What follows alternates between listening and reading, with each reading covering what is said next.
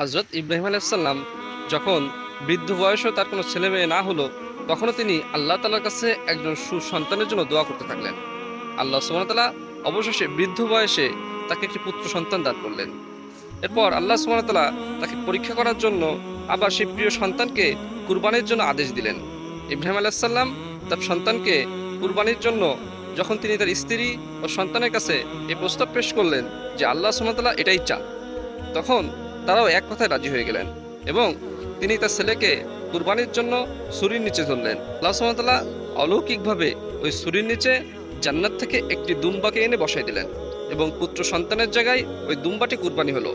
যত মূল্যবান কিছুই হারানোর ভয় থাকুক না কেন, আপনি যদি ওই সময়ে আল্লাহ তাআলার হুকুম কি আছে এই হুকুমের উপরে যদি আপনি দাঁড়িয়ে যান আর ওই হুকুম যদি একমাত্র আল্লাহ সন্তুষ্টির জন্য আপনি পালন করেন, তবে আল্লাহ সুবহানাহু ওয়া তাআলা আপনাকে গায়েব থেকে সাহায্য ও মদত পৌঁছাবে।